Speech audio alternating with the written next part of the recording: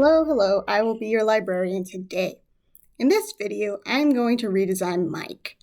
Now, Mike was in my character lineup video from 2 weeks ago, and there were some things about his shape, language, and fashion that I wanted to redo.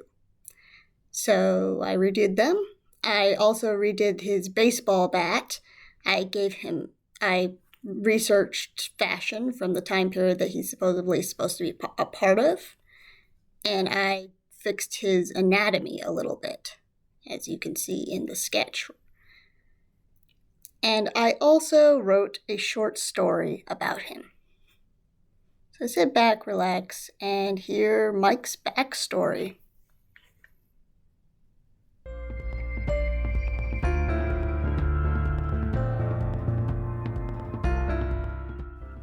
On nearly the other side of the globe from where Ari and Dahlia grew up, there was a child born who his mother named Mike.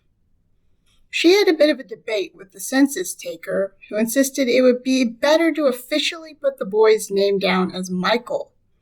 His mother tried to explain that as a deaf woman it would be easier for her to sign Mike, and that she had never intended to call him Michael, but ultimately the census keeper won. They lived in a small mountain town that no one had ever heard of, and so it didn't really matter. The census keeper was only trying to assert any control over the rolling expanse of the uncaring universe that he could. Mike's mother managed to make her son's middle name Eagle, however. She did win on that front. Even among a town of outcasts and eccentrics, young Mike's family was one of the stranger ones. His mother was nonverbal, and the only person who translated for her was her sister, when she was in town anyway. She would communicate with people by writing and sort of manipulating people into learning sign language. Her son grew up bilingual. Mike's father, in contrast, never left the house, and had not done so since he had come back from his 3 years of ambiguous military service. When guests were over, they rarely ever saw Mr. Lewis, and if they did, he wore a deep hood and a mask. Those who knew him from before were worried or confused about why he rarely ever spoke and seemed distracted. For some reason, everyone would bring their conspiracy theories to Mike, and he had all the major rumors memorized by the time he was 5. No one ever got anything out of him, not that he knew much anyway. All he knew was that his dad was reserved. The masks were because half of his face was covered in a glowing circuit board, and half of his head had been shaved to accommodate for this. Mike requested that his own first haircut mimic this, and he always had half his head shaved in his father's honor. Mr. Lewis heard things that were not there. He jokingly called them demons. He insisted on calling them demons until teenage Mike directly confronted him about it, and he admitted that the circuit board was a failed attempt at artificial intelligence through an independent company non-affiliated with the government. That was all Mike ever got out of his dad before he left home. Mike wanted to achieve world peace. In fact, when it was time for her to give her son a name sign, Mike's mother decided on a combination of the sign for M and the sign for peace. Mike's father called him Meese once when signing and talking at the same time, and the nickname sort of stuck.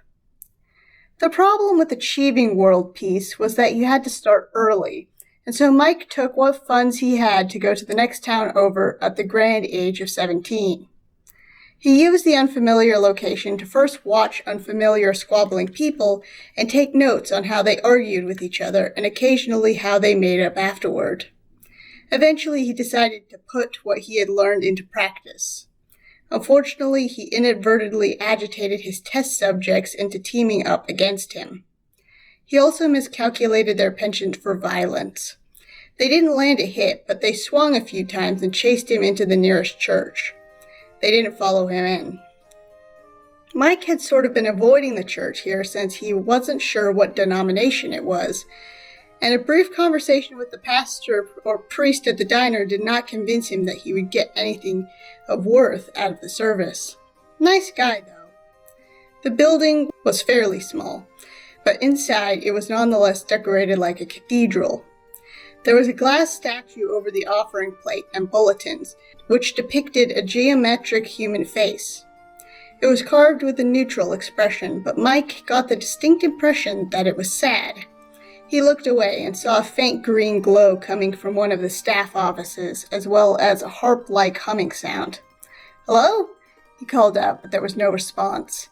He went down the hall and saw what he thought was an elaborately carved baseball bat, gathering dust on top of a small bookshelf. Mike ran his fingers along the glowing etching. Almost instantly, the light and humming stopped, but a second later his hands started glowing green, and when he lightly pinched at his skin, the humming sound returned. He dropped the bat and was instantly filled with a gaping emptiness.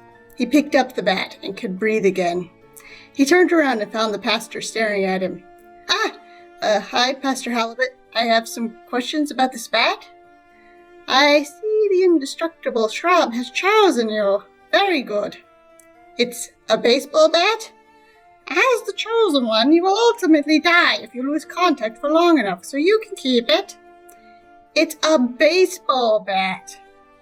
There's training that you can do so that you can have limited contact, somewhat akin to breath training for divers, or poison immunity for Roman emperors or pirates. Here's the card for someone who can help you with that. It's a baseball bat." And that is how Mike joined a cult.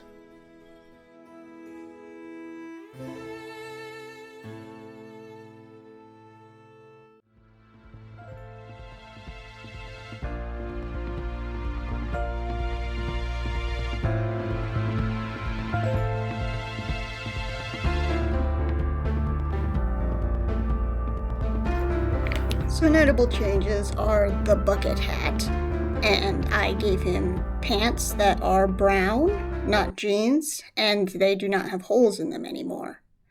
I also gave him a shirt that is more jungle inspired. Like I used references from the movie Jumanji for that because, he's going to be going through a jungle. This is like what he's going to be wearing when he's going on his adventure. Like thinking that out of anyone, he'd be the one that was be dressed the most practically. I also made the bat like a little bit more mystical looking and a little bit less like a bat. My mom said that it looked more like a cricket bat than a baseball bat, but what I'm thinking is that it's not really either of those things. It's like a mystical artifact that Mike just thinks looks like a baseball bat, and then everyone just goes with it, even if they think it looks more like a vase or a cricket bat. And what else did I change about you, buddy? Yeah, I changed the musculature of his back a little bit, like made that a little bit more stylized, made like his torso a little bit better. I did some torso studies recently. I took his scar off his eyebrow, and I took his earring off because I wanted him to look a little bit less edgy. Like mostly the story was just to figure out what his personality was because I left him alone. Like, I put him apart, so he doesn't have anyone that he's going to be bouncing off of in this next video. And I really wanted to figure out what his character was, like, apart from, like, a high-stress situation. Like, who is Mike? Like, what's his backstory, sort of thing. So I just wrote this down so that I have a feel for what his personality is going to be like. Like, I had some ideas, like, just writing for the next video. But this one is just really solidifying. I kept his color scheme. I kept it mostly red because I tried to keep everyone having similar colors in the lineup. And like having a green baseball bat, he probably would be a little bit more green because that seems to be what his color looks like. But I kept him red so that he doesn't compete with Dahlia too much. And now it's the end of the video. Like, comment, and subscribe if you know how to do those things.